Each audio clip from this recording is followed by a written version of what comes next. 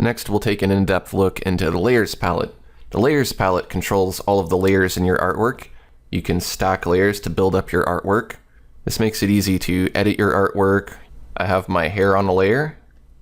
I have my eyes on a layer. I have my mouth on a layer. The face is on a layer, and the body is on a layer. You could also use layers to animate artwork. For instance, if I move this head and rotate it, I can make it look like it's animated. Now what I'm doing here is I'm rotating multiple layers. Let's take a look at how to move and rearrange layers. We can do that in a couple different ways. I'm going to select the layer that I want to move, and I can use the layer adjuster black arrow tool to drag that layer and reposition it somewhere else. I can make this into a funky mustache.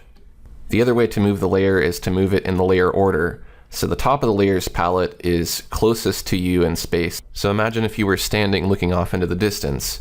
You would be at the top of the layers palette and you'd be looking into the distance, which would be the bottom of the layers palette. So things that are at the bottom of the layers palette are further away. Things that are at the top of the layers palette are closer to you. So logically, we want the eyes to be on top of the face, because if we move the eyes below the face, we can't see them anymore because they're being covered up by the face layer. So the eyes need to be on top of the face. I'm moving this layer just by dragging it. You can see where it's going to move by the blue line. If you want to add a layer, you can click on the new layer icon at the bottom of the layers palette. The new layer appears above the previously selected layer. Let's go ahead and draw on that new layer and give this person bigger hair. We can turn that layer on and off by clicking the eyeball. That just shows and hides the visibility of that layer. We can rename the layer by double clicking on the layer name. We'll call this hair 2 so that I know that it's different from the other hair layer. If you want to delete a layer, there's two ways to do that. If you want to delete the layer itself, you would click on the trash can icon to delete the layer. If you just want to erase what's on the layer but you don't want to actually delete the layer, then you could of course use the eraser, or you could go to select all and then go to edit clear. I have edit clear set up as a shortcut to delete, which makes it easier to get to. And I also have these shortcut buttons up here for select all, clear layer, and select none, which makes it really fast to select the layer, clear it, and then deselect it. You can duplicate one or more layers. There's a few different ways to do that.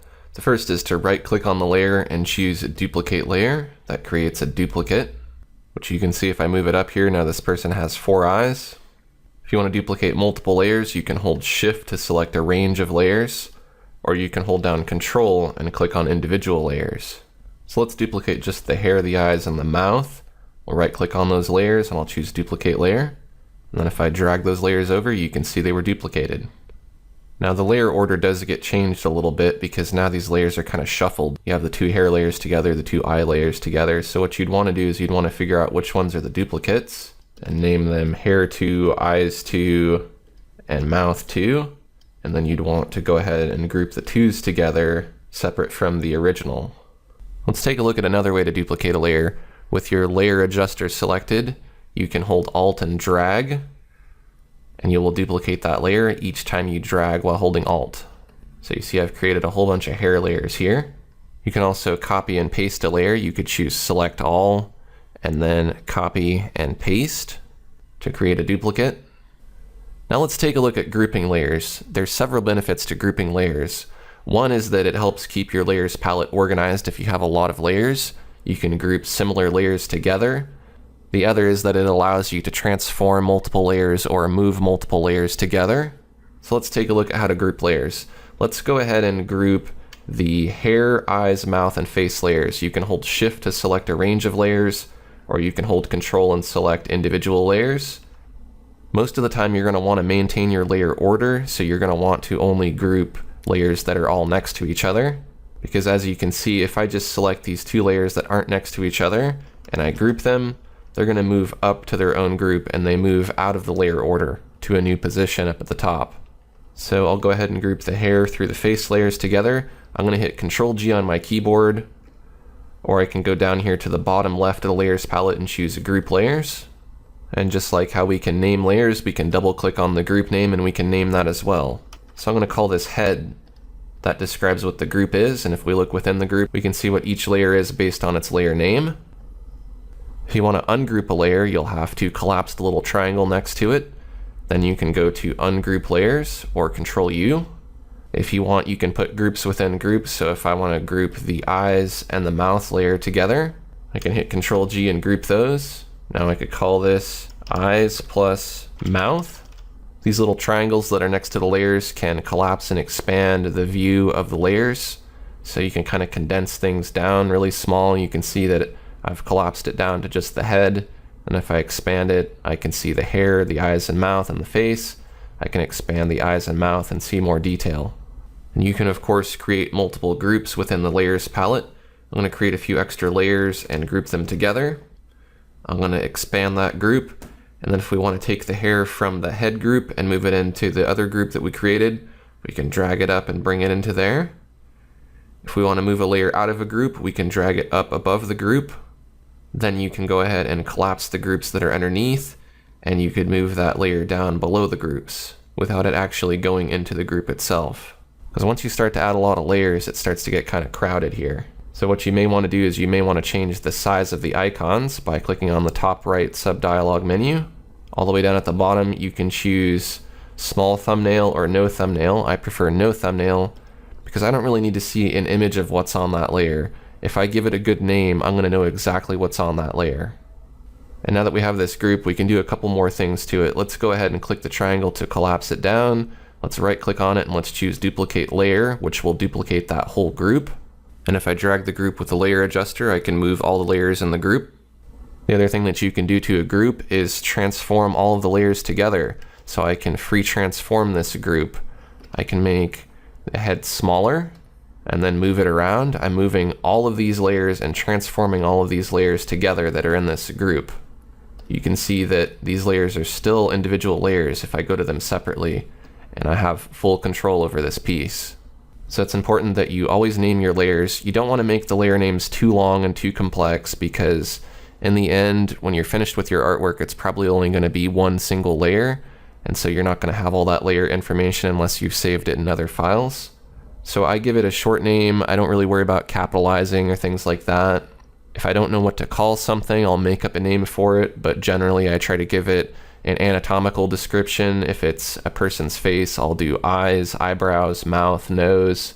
If I was painting a car, I would do wheels, hubcaps, windshield, antenna, tailpipe, etc. Sometimes it's easier to describe things by color. You could call it red layer, blue layer, green layer, black layer. You could say lines, ink, paint, and so on. And when you're using really long words, just use abbreviations if you need to shorten the word. Like for instance, if I'm painting a mountain, I might do MTN instead of mountain because it takes longer to type mountain.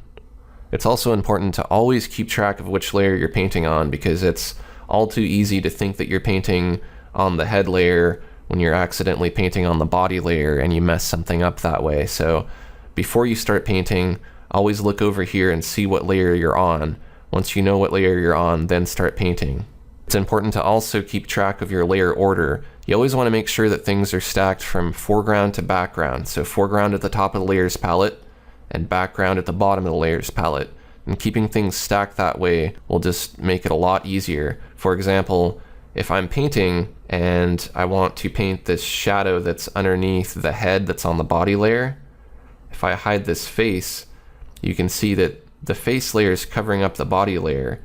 So that makes this edge here between the chin and the neck automatic. I don't have to spend a lot of time trying to paint a perfectly straight curve here, which would be pretty hard to do. Because these layers are separate, I can just paint like this. Now, one of the other major advantages to using layers is the preserve transparency feature. So for instance, on this body layer, if I do a selection of this layer, you can see exactly what's on the layer. It's just this body here.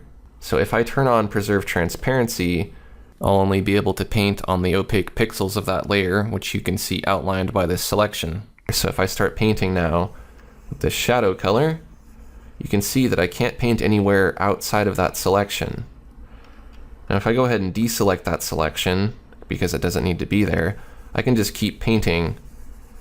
And as long as preserve transparency remains on, I won't be able to paint outside of that layer. Now as soon as I turn preserve transparency off, You'll know it's off because it'll be black instead of blue. I'm adding paint. So now I'm adding this weird shoulder here to this person. If I turn the layer on and off, you can see I've added paint. Now if I turn Preserve Transparency back on again, and I start painting, it's locked inside of that new shape. Preserve Transparency, once it's on, will remain on for any layer that you select. So if you don't want to be using it anymore, you're going to want to go ahead and turn it off. So for example, I could turn it on for this face layer, and then I could add some shadows to the face up here by the hair, and I could add shadows under the eyes. But if I try to paint outside, I don't get anything, because the face layer, while Preserve Transparency is turned on, is keeping the paint inside the contents of that layer. Now it's important to note that if you create a new layer while Preserve Transparency is on, and you try to paint, nothing is going to happen. That's because you're preserving the transparency. So the transparency, which you can see represented by this checkerboard pattern here, is nothing at all. So if you're preserving nothing and you try to paint, nothing's going to happen. You're locking out that transparency. Just like if I go to this face layer and I try to paint in the transparent area outside of the canvas on the face layer, nothing happens. But if I move into the face layer where there are pixels, I can paint on that area. Now, what happens if you erase on a layer that has Preserve Transparency? Let's try that. Let's select the eraser and let's erase this mouth. Now it's turning white. Why is that? Well, that's because we are erasing the color, but it's still preserving the transparency. It's still preserving those pixels. Until I turn off Preserve Transparency, I won't be able to erase that part of the layer. Once I turn off Preserve Transparency, I can go ahead and erase just fine. Now let's take a look at layer opacity. I'm going to create a new layer and give this guy a pair of sunglasses that have lenses that you can see through. I could draw some lenses here, and I'll draw a layer for frames.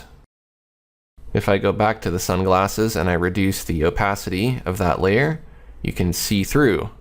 I could also do something like maybe add stubble and take something like the sponge brush and put on a little stubble here, and if it's a little too dark, I can reduce the opacity to where it's a more subtle thing.